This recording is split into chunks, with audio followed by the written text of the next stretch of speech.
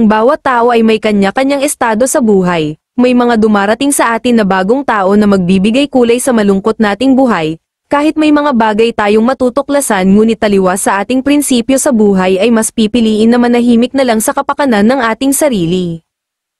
May mga bagay na dapat mong harapin sa buhay. Mahalin ang sarili higit pa kanino man. Ang mga tukso ay darating ng hindi inaasahan, ngunit maiiwasan kung ikaw ay may sariling paninindigan, at laging tandaan ang pagkakaibigan ay hindi matutumbasan ng kahit anong salapi o karangyaan, mas matimbang pa rin ang tiwala sa isa't isa at pagmamahalan.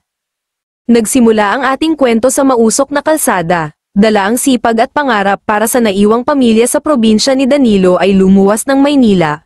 Unang trabaho ay isang pampasaherong motorsiklo na kung tawagin ay habol-habol rider. Kahit gabi na ay patuloy pa rin sa paghahanap ng magiging customer, ngunit sa kalaliman ng gabi at sa pagod ay mas pinili nitong umuwi na lamang para magpahinga. Pagdating niya sa kanilang lugar ay maayos niyang ipinarada ang kanyang motorsiklo at hinubad ang helmet nito.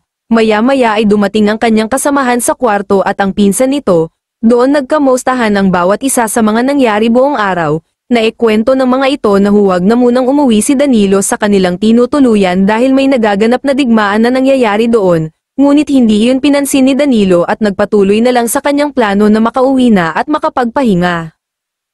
Dali-dali itong ginalaw ang mga paa para maglakad papunta sa tinutuluyan nito, doon walang iniisip si Danilo kung di matulog ng maaga, ngunit sa kanyang paglalakad palapit sa kanyang kwarto ay may mga tunog na kakaiba ang kanyang naririnig. Hindi niya iyon pinansin hanggang sa natapat ito sa bintana ng kanilang kwarto. Doon nakita niya ang malaking isda na kinakain ng gutom na pusa. Wala itong nagawa at manahimik na lamang habang pinapanood ang pangyayaring iyon. Dahil doon ay hindi na nakatulog pa si Danilo dahil naiisip ang kanyang mga nakita, kung kaya mas pinili niya na lang maglaro gamit ang kanyang telepono habang nakikinig sa kwento ng kasamahan nito sa ginawang digmaan sa kanilang kwarto. Tahimik na nakikinig na lamang si Danilo dahil nakita niya ang buong pangyayari, pagkatapos ay tinukso ito ng kanyang kasamahan na si Lando na bakit hindi ito interesado sa mga nakakapanabak na mga pangyayari, dagdag pa nito na baka ang gusto ni Danilo ay kasing tulad nito na may kamoteng kahoy na dinadala, dahil doon ay nagalit si Danilo at kinumpronte si Lando na makisig ito, at bago pa magkainitan ang dalawa ay humingi ng patawad si Lando sa kanyang nasabi. Sumunod na araw ay dadating kay Danilo ang magiging swerte nito sa babae. Habang siya ay naghihintay ng bagong pasahero ay dumating ang isang magandang dalaga na kutis porselana sa kanyang tabi. Agad itong nagtanong ng lugar kay Danilo at doon plano niyang magpahatid. Alam naman agad ni Danilo ang lugar kung kaya nagkasundo silang dalawa na puntahan iyon. Pagdating nila sa kanilang destinasyon ay agad na nagpasalamat si Erica kay Danilo. Sinabi niya dito kung pwede ba siyang maghintay ng ilang minuto dahil madali lamang ito sa lugar. Agad naman na sinabi ni Danilo na handa itong maghintay basta ang bayad ay mas malaki kesa sa tamang presyo ng pamasahe.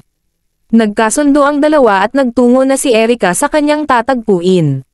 Sa kabilang banda naman habang naglalaro si Danilo sa kanyang telepono ay may naririnig itong umaawit. Dahil sa kanyang malikot na pag-iisip ay hindi niya matiis ang kanyang sarili na puntahan iyon. Pagkalapit niya sa pintuan ay nakita niya ang dalawang ibon na inaaliw ang mga sarili. Habang pinapanood sila ni Danilo ay napansin ng isang ibon na may nakadungaw sa kanilang pintuan. Ngunit sa kalagitnaan ng konsyerto ay hindi niya na ito pinansin pa at nagpatuloy na lang sa kanilang ginagawa. Nakalipas ang ilang oras ay natapos na ang konsyerto at inihatid na ni Danilo si Erica kung saan una itong sumakay. Pagkatapos ay nagkabigayan sila ng mga pangalan at contact number para madali lang ito makontak ni Erica tuwing aalis ito. Dahil doon ay laking tuwa ni Danilo sa mga nangyari sa araw na iyon. Dumaan ang ilang araw at gabi ay nagpatuloy lang sa kanyang ginagawa si Danilo kahit na may dinadala itong problema. Maya-maya ay nag-text ang kanyang pinsan na si Marco kung saan ito. Ngunit hindi iyon pinansin ni Danilo. Sumunod naman ay nag-text si Erica kung pwede ba siyang ma-hire ulit para maging driver. Dahil doon ay nagbago ang pakiramdam ni Danilo at agad na nagtungo kay Erica. Pagkatapos ng mahabang biyahe ay pinahinto ni Erica si Danilo sa madilim at walang tao na lugar. Doon kinabahan ng husto si Danilo baka kung ano ang gawin sa kanya ni Erica. Maya-maya ay nagtanong si Erica kung nakita ba ni Danilo ang ginagawa nila ng kanyang kasamahan sa unang araw na inihatid niya ito. Kinabahan man si Danilo sa kanyang narinig ngunit umamin pa rin ito kay Erika sa kanyang nakita. Dagdag pa nito na hindi niya ito ipagsasabi kahit kanino. Maya-maya ay sinabi ni Erika na kung gusto niyang subukan ang bagay na iyon.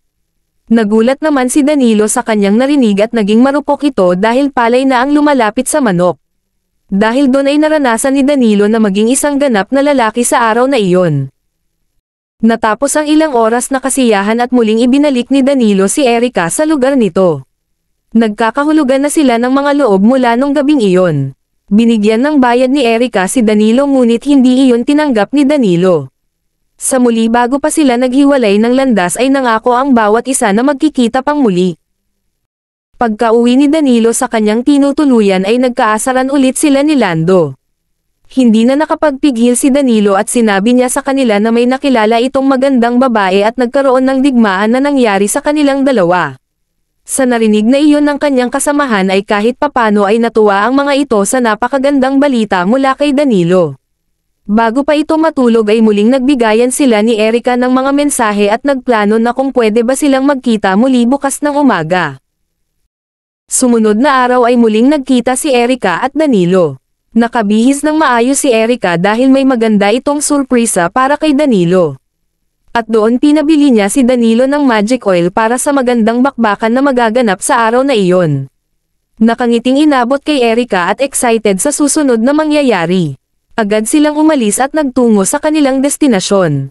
Pagkadating nila sa kanilang pupuntahan ay nagulat si Danilo sa kanyang nakita. Kasama nila ang kaibigan ni Erika at iyon ang nakita niya na habang gumagawa sila ng konsyerto ni Erika sa unang araw na inihatid niya si Erika. Dahil doon ay naging mas exciting ang mga tagpo at hindi na nagpatompik-tompik pa at inumpisahan na nila ang digmaan. Pagka-uwi ni Danilo sa kanilang lugar ay abot langit ang mga ngiti nito. Doon pagpasok niya sa kanilang tinutuluyan ay agad siyang nagkwento ng mga nangyari sa mga nagdaang araw. Siya na ang naging bida-bida sa mga usapan sa kanilang magkakaibigan habang si Lando ay nakikinig na lamang sa mga kwento nito. Araw-araw ay nagkikita na si Erika at Danilo para may-rouse ang pangangailangan ng bawat isa. At sa gabi na iyon ay nag-usap ng masinsinan si Danilo at ang pinsan nito. Doon sinabi ni Marco ang tunay na pag-ibig kay Danilo, na ang pag-ibig sa isang tao ay hindi matutumbasan ng kahit anong kayamanan sa ibabaw ng lupa.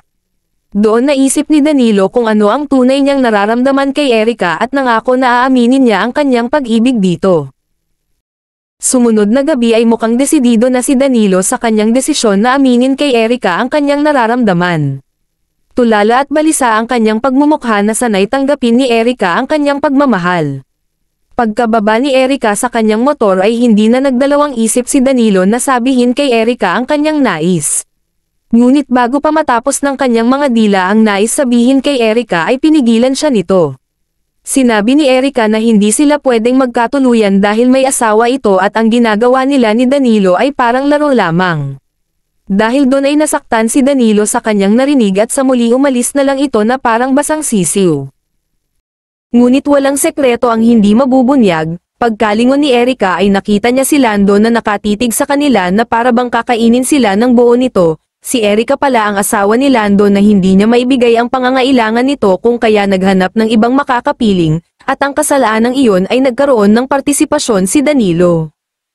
Pagka-uwi ni Danilo sa kanilang bahay ay walang kamalay-malay ito sa mga nangyayari, agad siyang sinugod ni Lando at doon nagkaroon ng matinding komosyon. Sa init ng kanilang pagtatalo ay nagkaroon sila ng hindi maipaliwanag na pakiramdam at doon nagsimula silang gumawa ng mga bagay na hindi dapat mangyari. Pagkatapos ng ilang oras na pagpapawis ng bawat isa ay dali-daling umalis si Lando sa bahay ni Danilo. Maya-maya ay nakasunod naman si Danilo na parang may ipinapahiwatig rito. Doon muli siyang kinompronte ni Lando at sinabi sa kanya na kalimutan na ang mga nangyari sa kanila at sa kanyang asawa. Muling pinaaalahanan ni Lando si Danilo na huwag nang magpakita pa sa kanyang asawa na si Erika. At dito na rin nagtatapos ang ating kwento. Sana may natutunan kayo na aral mula sa movie na ito. Sa buhay ng tao ay may mga bagay na dapat nating unawain, may mga bagay na dapat kontento tayo sa kung ano ang meron tayo. Dahil kung wala kang kontento sa iyong sarili ay may mga taong magbibigay ng kakulangan at doon magsisimula ang mga kasalanan na dapat nating iwasan. lalo na kung meron na kayong kinakasama sa buhay. Maraming salamat sa panonood at hanggang sa muli.